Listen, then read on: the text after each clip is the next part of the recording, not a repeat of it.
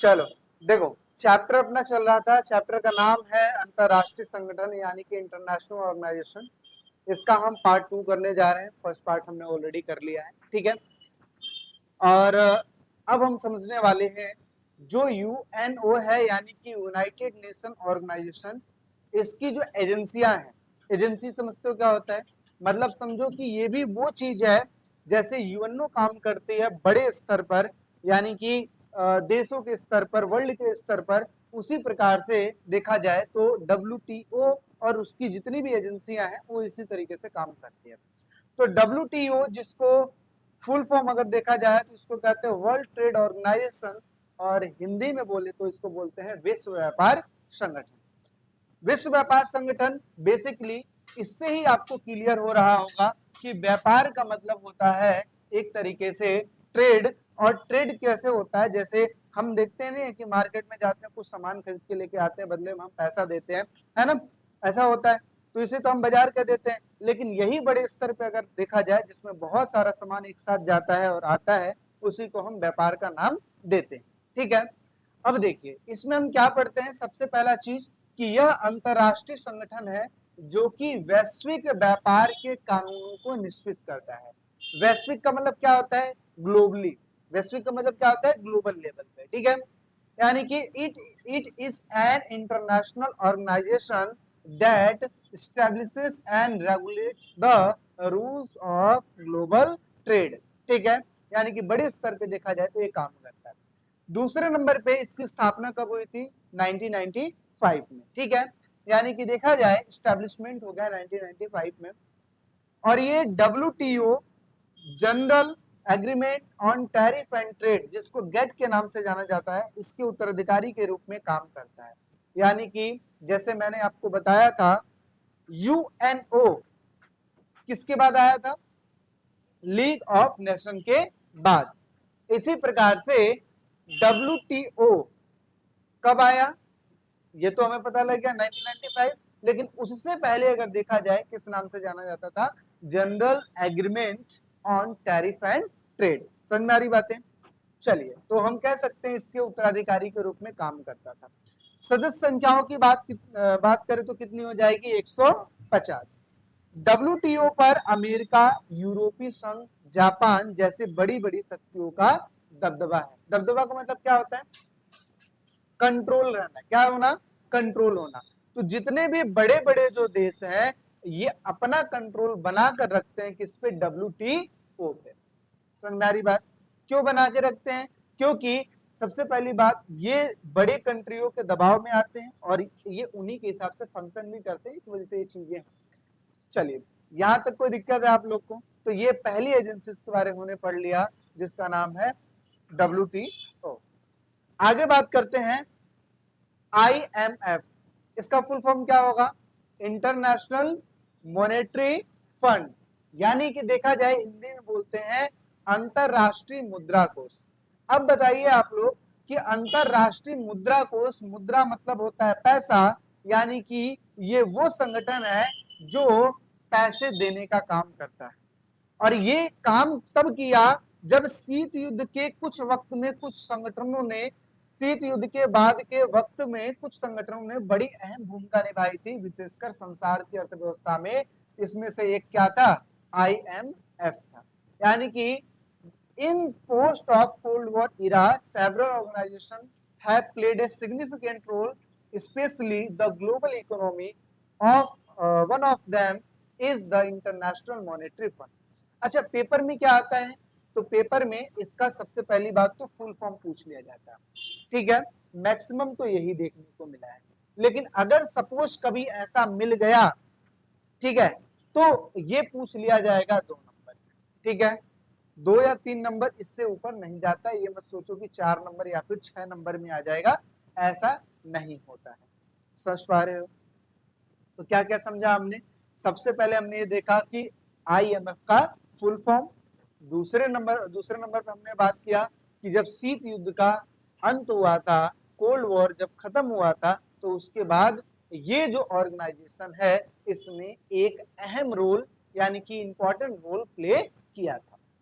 यहां तक कोई दिक्कत?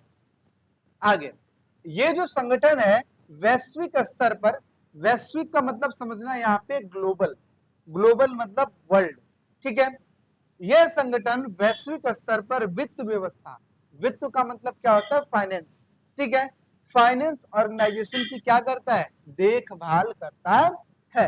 यानी कि दिस ऑर्गेनाइजेशन, ठीक है, overseas the global global financial system.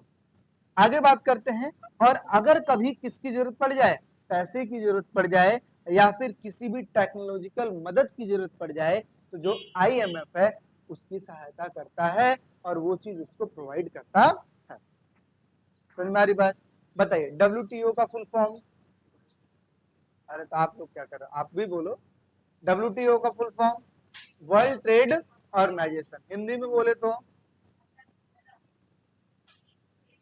विश्व व्यापार संगठन, ठीक है। इंग्लिश वाले इंग्लिश में बोलेंगे, हिंदी वाले हिंदी में बोले, और जिसका दोनों बोलने का मन है दोनों में बोल सकता है। समझ में आ रही बात?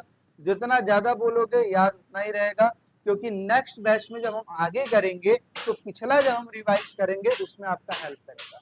जितना बोलेंगे दिमाग में कहीं ना कहीं फिट होता है, नहीं बोलेंगे चुपचाप रहेंगे तो कुछ नहीं समझ में आएगा।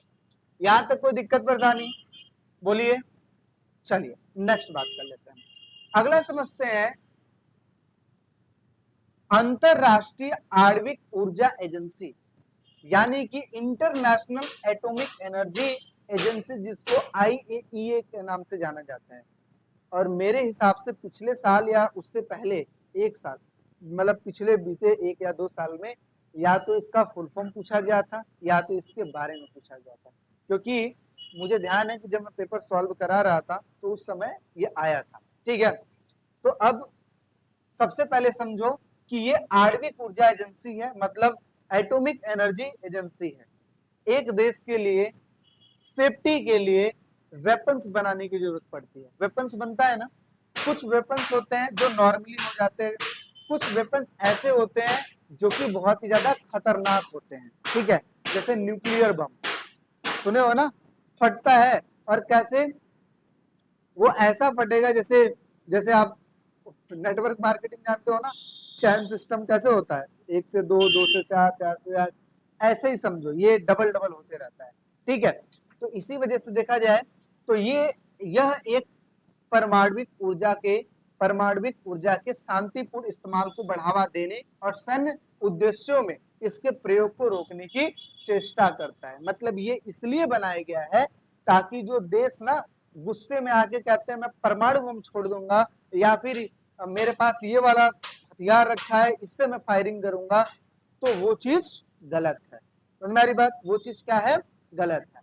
तो इस चीज को रोकने के लिए क्या बनाया गया है, जिसका नाम है आईएईए, यानी कि इंटरनेशनल एटॉमिक एनर्जी एजेंसी, ठीक है।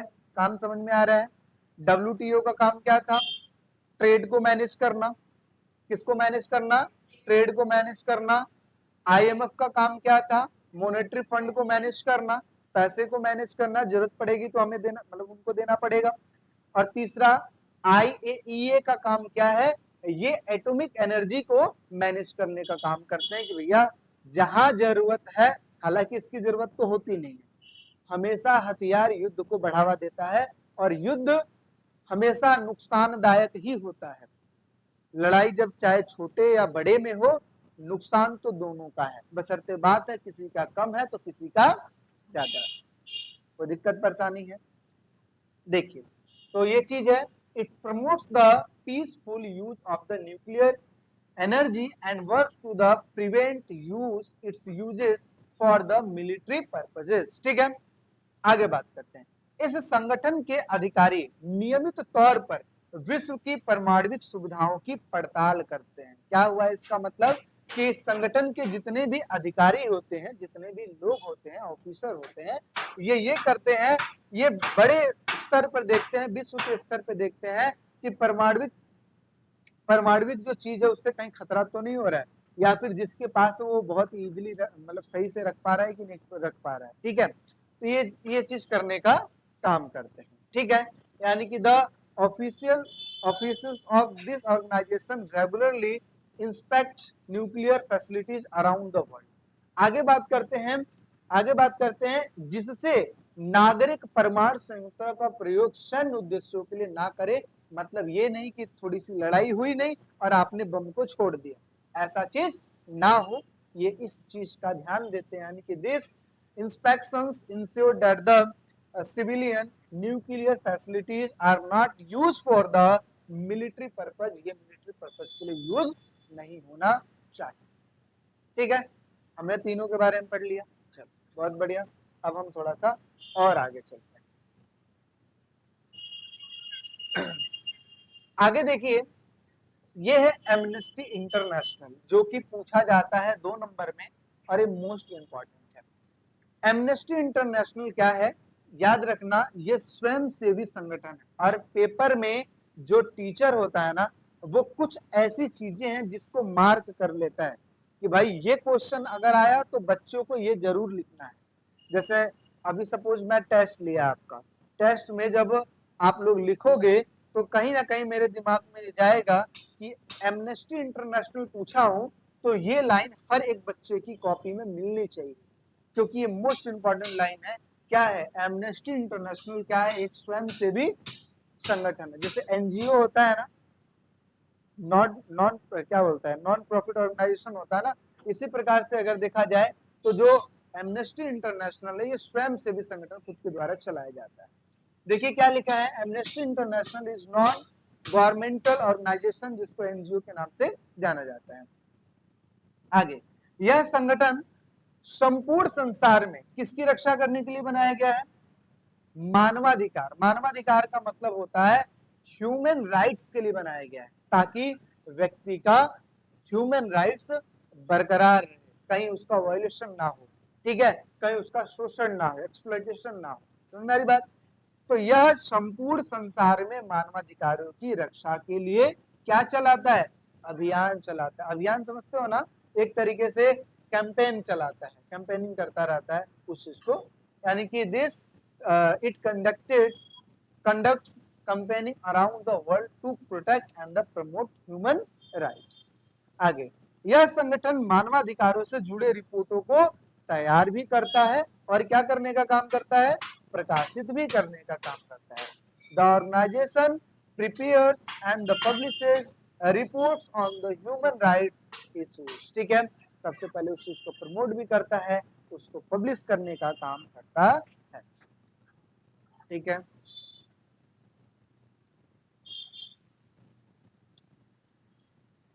ये लोगो देख लीजिए, किसका लोगो है, WTO का। कैसा बना हुआ है ये भी आप देख लीजिए, ज्यादा कुछ नहीं, ऐसे वर्ल्ड ट्रेड ऑर्गेनाइजेशन लिखा हुआ है, इसमें कुछ इस तरीके से मार्क कर दिया गया जो कि अलग अलग कलर। ठीक है, बात करें IMF की, तो IMF में आप देख लीजिए ये वर्ल्ड का वो दिखाया गया है, 2 वर्ल्ड का वो है ग्लोब दिखाया गया है, और यहाँ पे कुछ इस तरीके से पत्ती दिखाई गई है और साइड साइड में लिख दिया गया है इंटरनेशनल मॉनेटरी फंड। ठीक है, आगे बात करते हैं ऊर्जा, जैसे साइंस वगैरह में देखते ही होगा ना ऊर्जा, तो इस तरीके से एटॉमिक ऊर्जा को दिखाया गया है IAEA करके, और साइड में इस तरीके से पत्ते दिखाई गई है। जैसे यूएनओ में क्या दिखाया गया है, यूएनओ में ऐसे जाल जैसा दिखाया गया है, बीच में विश्व है और साइड साइड से ऐसे 2 जैतून की पत्तियां हैं, इसी प्रकार से ये भी। ठीक है, आगे एमनेस्टी इंटरनेशनल में एक जैसे ये दीपक है, ठीक है, मोमबत्ती समझो एक तरीके से, और इसको चारों साइड से तार से घेरा गया है। इसका मतलब यही होता है कि कोई इसको टच ना करे।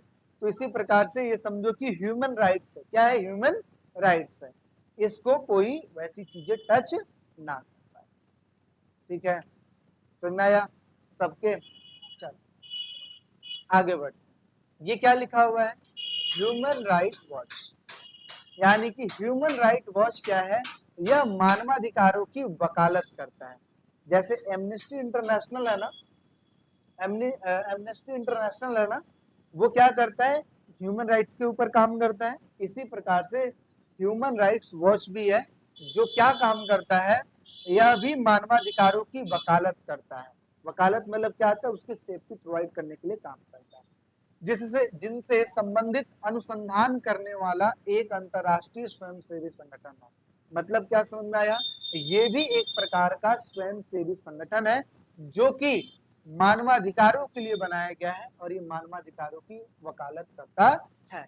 यानी कि it is an international non governmental organisation that advocates for the human rights and conducts the research on human right issues।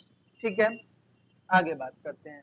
यह अमेरिका का सबसे विशाल अंतरराष्ट्रीय मानवाधिकार संगठन है, यानी कि it is one of the largest international human right organisation based in the United States. ठीक है, यह विश्व भर की मीडिया का जो ध्यान है किस पे आकर्षित करता है, मानवाधिकारों के हनन की ओर खींचता है।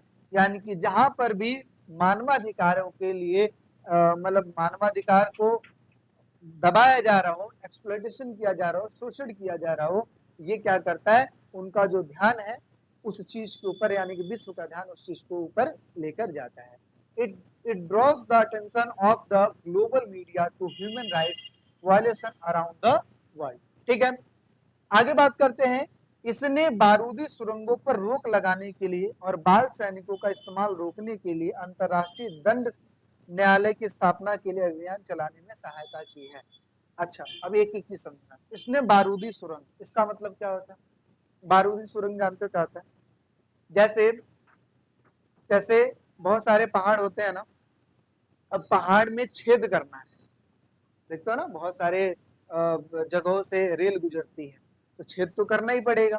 तो ऐसे में क्या होता है, एक होता है तकनीकी रूप से चोट पहुंचाओ, अच्छा नहीं हथौड़े या फिर जो भी तकनीक है उसे छेद करो, तो ये तो चलो ठीक है, ये इससे ज्यादा हार्म नहीं होता है। लेकिन हार्म सबसे ज्यादा, नुकसान सबसे कैसे होता है, जैसे बम होता है ना, कभी आपने देखा होगा दिवाली में बम लोग फोड़ते हैं, कैसे फोड़ते हैं, शीशे के अंदर डाल दिया, ऐसे जला दिया, फटाक से बम किया और पूरा पता लगता है पूरा शीशा ऐसे बिखर गया।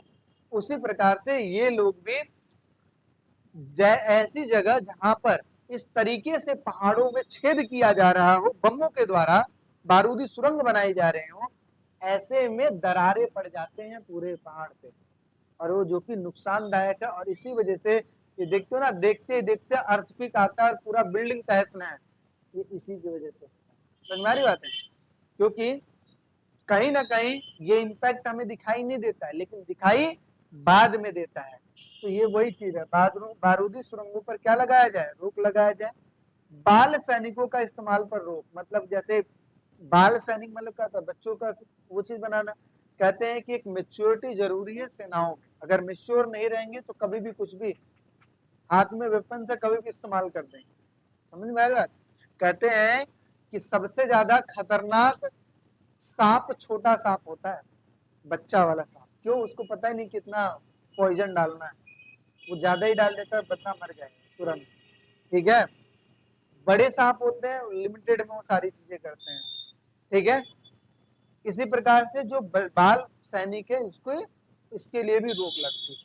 साथ ही साथ इन सभी चीजों के लिए क्या बनाई गई है, अंतरराष्ट्रीय न्यायालय बनाने के लिए, है ना, ये क्या करता है, अभियान चलाता है या फिर सहायता किया है। ठीक है, यानी कि it is supported campaigns to ban land mines in and use of the child soldier and establish the international criminal court, यानी कि आईसीसी की स्थापना में ये योगदान देता है, क्या दिया है। समझ में आ रही बात? तो ये क्या है, ह्यूमन राइट वॉच। इसका लोगो देख लीजिए, लोगो कुछ है ही नहीं, बहुत ही सिंपल वे में लिखा गया, ह्यूमन राइट वॉच। ठीक है,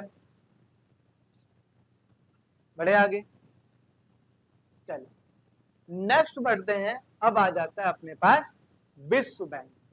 ठीक है, विश्व बैंक क्या होता है, वर्ल्ड बैंक जिसके बारे में हम कहते हैं।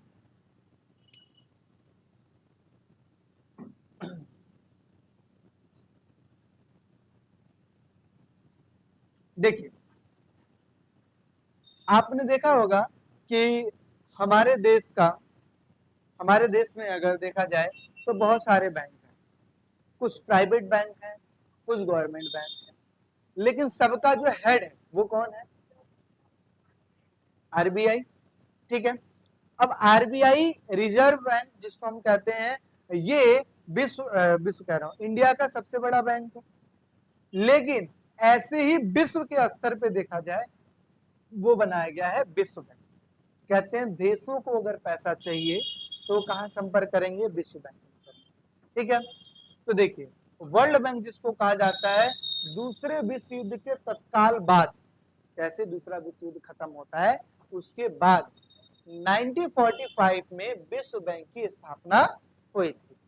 यानी कि the world bank was the establish in 1945 immediately after the second world war.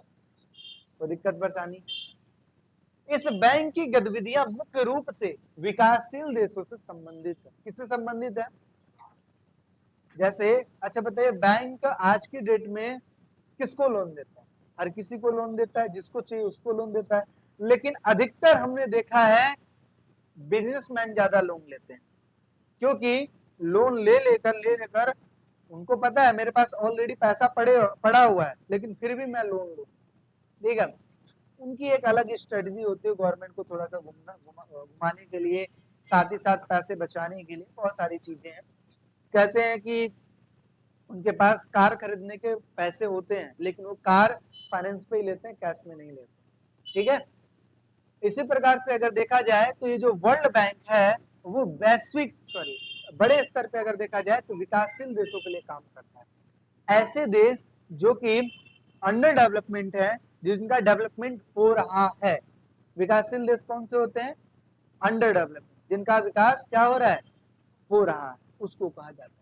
यानी कि the activities of this bank are the mainly related to developing countries के ऊपर होता है। यह बैंक निम्नलिखित चीजों के लिए कार्य करता है। कौन कौन सी चीजों के लिए भाई? सबसे पहले मानव विकास के लिए। किसके लिए? मानव विकास, जैसे शिक्षा के लिए, स्वास्थ्य के लिए। अच्छा, हम भी लोन कैसे कैसे लेते हैं? पहले कुछ इलेक्ट्रॉनिक सामान खरीदना, उसके लिए, पढ़ाई के लिए भी लोन लिया जाता है, घर बनवाने के लिए भी होम लोन मिलता है, और तरह तरह की चीजें भी मिलती हैं। तो ऐसे मानव विकास के लिए, शिक्षा और स्वास्थ्य के लिए ये लोन प्रोवाइड करता है। कृषि के लिए लोन प्रोवाइड करता है, एग्रीकल्चर के लिए। ग्रामीण विकास के लिए, जैसे सिंचाई के लिए हो गया, इरिगेशन और रूरल सर्विस के लिए चीजें प्रोवाइड करता है। पर्यावरण सुरक्षा के लिए, जैसे कि प्रदूषण में कमी, नियमों का निर्माण तथा उन्हें लागू करवाना, यानी कि इन्वायरमेंटल प्रोटेक्शन के लिए, reducing the pollution and farming and enforcing regulation, यानी कि उस चीज को लागू करने के ऊपर ध्यान देता है। समझ में आ रही बात है? आधारभूत ढांचा, जिसमें कि देखा जाए, अच्छा आधारभूत ढांचा क्या होता है? जो बेसिक चीजें होती है, जो इंफ्रास्ट्रक्चर होता है। ठीक है, जैसे कि शहरी विकास के लिए, और विकास करने में क्या सब ज्यादा जरूरी होता है? सड़क, बिजली। इसके साथ साथ सुशासन में, सुशासन का मतलब होता है अच्छा शासन। ठीक है, इसके लिए क्या करता है? काम करता है। यानी कि बात करें गुड गवर्नेंस के लिए काम करता है, ताकि सारी चीजें अच्छी हो। यह अपने सदस्य देशों को आसान कर्ज और अनुदान देता है। अच्छा, इन दोनों में क्या अंतर है? कोई बताएगा? कर्ज और अनुदान बताइए। इंग्लिश में देख लो भाई। Its provide the loans and the grants to its member countries.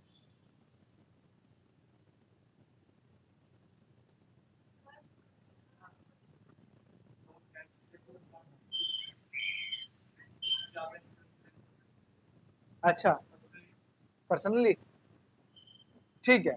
देखो, ये जो होता है ना, ये जो बैंक होता है ना, कहते हैं अगर तुम्हें जरूरत है तो हम तुम्हें पैसा देंगे। कैसे? इंटरेस्ट पे। और ज्यादा जरूरत है और तुम असमर्थ हो, नहीं दे पाओगे, तो हम ऐसे भी देंगे। ठीक है, कि मतलब क्या लिखा है? अधिक निर्धन देशों को ये अनुदान वापस नहीं करने पड़ते हैं। जो पैसे दिए गए हैं वो उससे लेता भी नहीं है।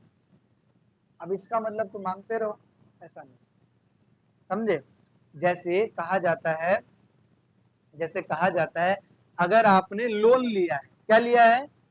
लोन लिया है, और आपको चुकाने के लिए पैसे है ही नहीं, आप चुका पाओगे ही नहीं, तो हद से हद सामने वाला क्या कर सकता है? केस कर सकता है। केस कर देगा, केस कर देगा, आप जाओगे कोर्ट में, कोर्ट में पेशी होगी। अगर आपने अपने आप को दिवालिया घोषित कर दिया कि जी भैया हमारे पास एक भी रुपया नहीं है, जो भी प्रॉपर्टी था, जो भी सारी चीजें थी, ये बिक गया, हम बर्बाद हो गए, हमारे पास एक भी रुपया नहीं है देने को, ऐसे में आपको वो कर दिया जाता है, ब्लैक लिस्ट डाल दिया, जैसे बोलते हैं ना ब्लॉक कर देना टाइप में, ऐसे कर दिया जाता है। आने वाले समय में आपको लोन नहीं मिलेगा, ठीक है, और आप दिवालिया जब घोषित हो जाओगे तो आने वाले टाइम में आप सरकारी पद के लिए भी आवेदन नहीं कर सकते हो। सरकारी पद के लिए मतलब ये नेता वेता बनने के लिए, उसमें पढ़े हो ना, दिवाली पागल और दिवालिया नहीं होना चाहिए, ये क्योंकि वहां तुम दिवालिया हो गए, यहाँ पे भी तुम घोटाला मार दोगे। समझ में आ रही बात? हम चीजें होती हैं, लेकिन आज की डेट में पैसा है, कुछ भी कर सकते हैं। समझ में आ रही बातें? तो ऐसे में क्या होता है चीजें, जैसे जैसे कोई फोन ले लेता है और नहीं चुका पाता है और कम किस्त होती है तो तुम ब्याज पे ब्याज ठोक सकते हो और कुछ नहीं कर सकते हो। ज्यादा बड़ी चीजें तो हमारे घर पे आ सकते हो, 2 बार 4 बार कह दोगे कि हम आपको केस कर देंगे, ये कर देंगे, वो कर देंगे, बस खत्म, ये वाली चीजें। ठीक है, कोई दिक्कत परेशानी है, लेकिन इससे नुकसान ही ज्यादा होता है, फायदा तो क्या ही है, अगली बार तुम लोन नहीं ले पाओगे। ठीक है, यहां तक 5 टॉपिक अभी हमने किया। कौन कौन सा टॉपिक एक बार बताएंगे? पहला टॉपिक WTO, दूसरा टॉपिक IMF, तीसरा टॉपिक EA, ठीक है, चौथा टॉपिक ह्यूमन राइट वॉच, और पांचवा टॉपिक विश्व। ये 5 टॉपिक आप लोगों ने, कौन सा? एमनेस्टी इंटरनेशनल, है ना, एमनेस्टी इंटरनेशनल और ह्यूमन राइट वॉच, ये दोनों क्या है, अभी क्या है, ये दोनों क्या है? एमनेस्टी इंटरनेशनल और ह्यूमन राइट वॉच।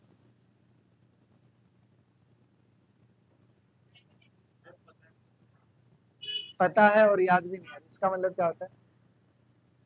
बोल गलत तरीके से बोल रहे, आता है लेकिन मुंह से नहीं निकल रहा है, ये बोला जाता है। ठीक है, हाँ, अगली बार याद रखना, जब मैं पूछूं तो यही बोलना, फिर मेरा डंडा रखा हुआ है। ठीक है, ये दोनों जो है एक स्वयं सेवी संगठन है। क्या है ये? स्वयं सेवी संगठन। ठीक है, एनजीओ टाइप में काम करते हैं, और ये किसके लिए काम करते हैं? ह्यूमन राइट्स के लिए काम करते हैं। ठीक है, WTO किसके लिए काम करता है? ट्रेड के लिए। विश्व बैंक किसके लिए काम करता है? एक चीज नहीं है, बहुत सारी चीजें पढ़ सकते हो, एग्रीकल्चर के लिए, रूरल एरिया के लिए, इंफ्रास्ट्रक्चर के लिए, सबके लिए काम करता है। ठीक है, और इसके अलावा IAEA किसके लिए काम करता है? ये बेसिकली ये जो न्यूक्लियर बम और ये जो वेपन्स है, इस चीज को कंट्रोल करने के लिए काम करता है। समझ में आ रही बात? इसके अलावा और कौन सा था? IMF, ये किसके लिए काम करता है? इंटरनेशनल मॉनेटरी फंड, मनी के लिए। कोई दिक्कत परेशानी है?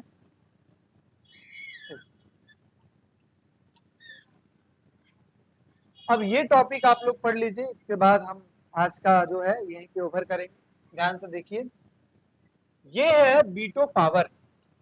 अच्छा, 11वीं क्लास में आप लोग ने सुना होगा राष्ट्रपति के पास पॉकेट बीटो होता था, है ना, जिसमें आपने ये पढ़ा था कि अगर राष्ट्रपति चाह ले तो कानून को बनने नहीं देगा। वो उस पर्ची को, उस विधेयक को, ठीक है, उस बिल को अपने पास रख लेता है और कहता है कि भाई इस पे कानून नहीं बनने देंगे। तो वो जो था उसको हमने पॉकेट बीटो कहा था। इसी प्रकार से ये होता है बीटो पावर। क्या होता है? बीटो पावर को बेसिकली निषेधाधिकार बोला गया। निषेधाधिकार का मतलब होता है किसी भी काम में अगर आपको स्वीकृति नहीं देनी है तो आप किसका यूज करोगे? समझ आ रही बात? आप किसका यूज करोगे? बीटो पावर का यूज करोगे। चलिए एग्जाम्पल के तौर पे बताते हैं। जैसे कि मैंने बताया था जो सिक्योरिटी काउंसिल होती है यानी कि सुरक्षा परिषद होती है उसमें कितने मेंबर होते हैं? 15। और 15 कैसे डिवाइड होते हैं? 5 और 10 में।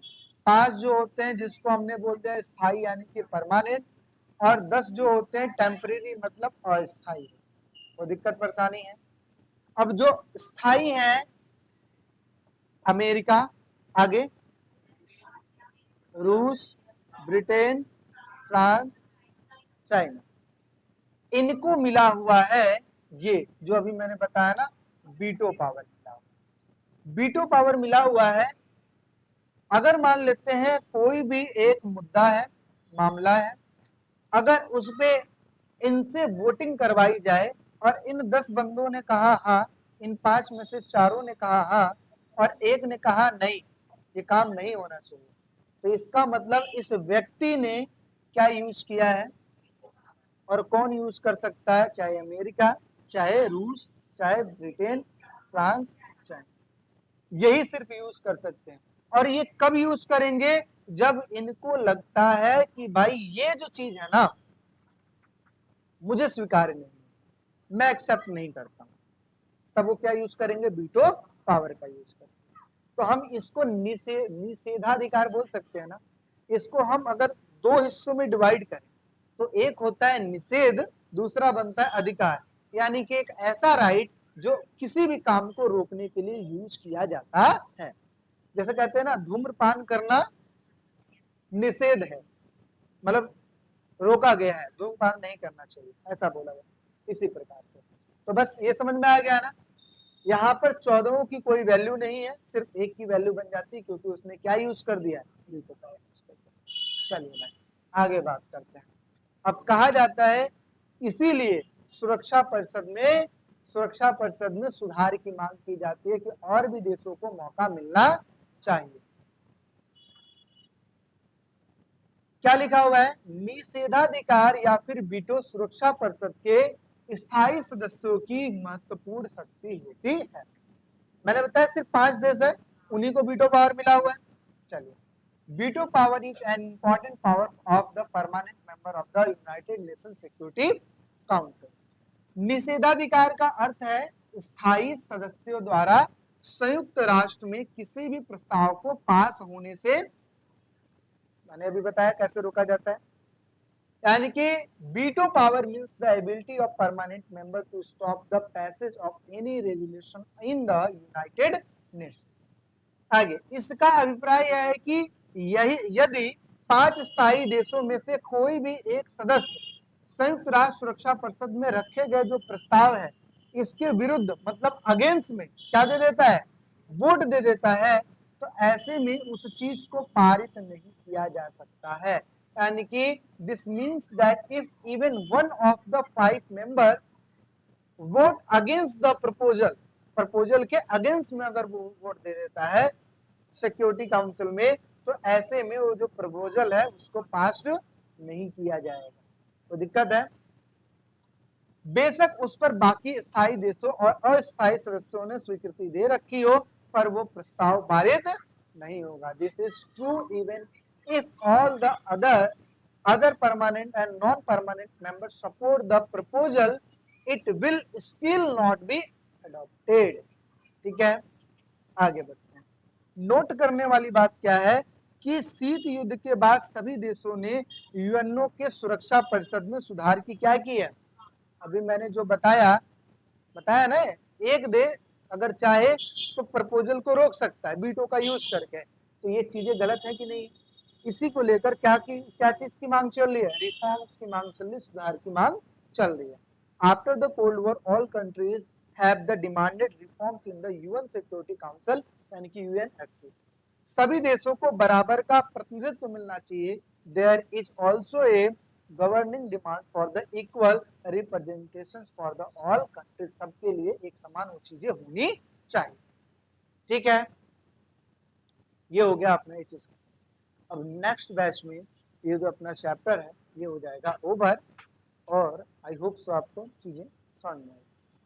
कोई दिक्कत अभी लग रहा है तो आप मेरे से पूछ सकते हो, क्योंकि जब मैं टेस्ट लूंगा तो उस समय ये जो वीडियो है आपके काम भी आएगी, और दूसरे नंबर पे एक्सपेक्ट मैं ये करूंगा कि अच्छे नंबर भी, ठीक है, चाहे वो पुराने स्टूडेंट हो, चाहे वो पुराने से पुराने स्टूडेंट, सबके लिए, ठीक है ना।